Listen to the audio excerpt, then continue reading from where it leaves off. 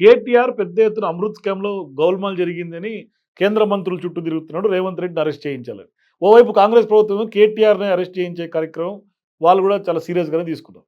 అసలు ఎవరు అరెస్ట్ అవుతారు? నిజంగానే ఇప్పుడు అదానీ స్కామ్‌ను కూడా రేవంత్ రెడ్డికి చుట్టే ప్రయత్నం బీఆర్ఎస్ చేస్తోంది. దాన్ని ఎట్లా చూడాలి మొత్తం ఓవరాల్‌గా? ఇప్పుడు ప్రతిపక్ష పార్టీగా ఏం చేయాలో అవన్నీ చేస్తున్నట్టుగా మనం అనుకోవాలి. అండ్ మోరోవర్ తెలంగాణలో బీఆర్ఎస్ పార్టీ ప్రతిపక్ష పార్టీలు గతంలో చేసిన దానికంటే ఎక్కువ ఓవర్ యాక్షన్ చేస్తున్నట్టుగా కూడా మనకు కనిపిస్తోంది.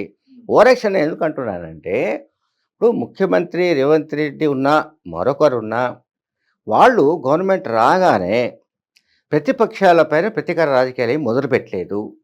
కానీ గత ప్రభుత్వంలో జరిగిన ఏవైతే అవకతవకలు, అక్రమాలు ఉన్నాయో వాటిని వెలికి తీయడం అనేది ఈ కొత్తగా వచ్చే గవర్నమెంట్ ఏదైనా సరే నెక్స్ట్ గవర్నమెంట్ సహజంగా జరుగుతుంది.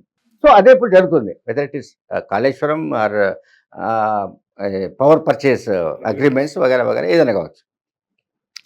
సో నౌ కమింగ్ టు మీరు చెప్పిన point Amrut two scam. Amrut two scam అనేది ఫేక్ అని ఆ స్కామ్కు సంబంధించి ఏదైతే కేటీఆర్ అలిగేషన్స్ చేశాడో సృజన్ రెడ్డి అతని పేరు. అతను ఎవరు? ఇంతకుముందు బీఆర్ఎస్ ఎమ్మెల్యేగా పనిచేసిన ఉపేందర్ రెడ్డి అల్లుడు. ఓకే, ఉపేందర్ రెడ్డి అల్లుడు అంటే కాంగ్రెస్ అతను బీఆర్ఎస్ ఎమ్మెల్యేగా మాజీ ఎమ్మెల్యే, ఆయన అల్లుడు.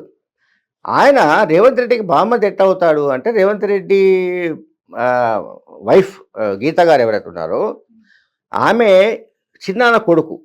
ఎవరు? కాదు జయపాల్ కదా, ఆయన వాళ్ళ తండ్రి నా పేరు నాకు గుర్తులేదు, సృజన్ రెడ్డి తండ్రి. సో వరుసకు బామ్మర్ది అవుతాడండి. బామ్మర్ది అంటే స్ట్రైట్గా ఆమె బ్రదర్ ఏం కాదు, ఆయన వైఫ్ బ్రదర్ అయితే మనం బామ్మర్ది అంటాం. సరే బామ్మర్ది అనుకుందాం. ఆ బామ్మర్ది మీద చేసిన ఎలిగేషన్స్ ఏవి కూడా ప్రూవ్ అయ్యే అవకాశాలు తక్కువ. ఎందుకు అంటున్నానంటే, ఇప్పుడు సృజన్ రెడ్డి ఎవరైతే నేను చెప్తున్నానో అతను కేటీఆర్ మీద క్రిమినల్ డిఫమేషన్ కేసెస్ వేశాడు ఆల్రెడీ. ఏమని? నా మీద అభండాలు వేశాడు, ఇట్లా చేశారు. ఆ టైంలో అమృత్ 2 టెండర్స్ ఎట్లా జరిగాయి అంటే 1317 crores ఇందులో స్కామ్ జరిగింది. ఈ సృజన్ రెడ్డి అనే కంపెనీకి ఆ డబ్బు పోయే విధంగా రేవంత్ రెడ్డి అరేంజ్మెంట్ చేశాడనేది కదా అలిగేషన్.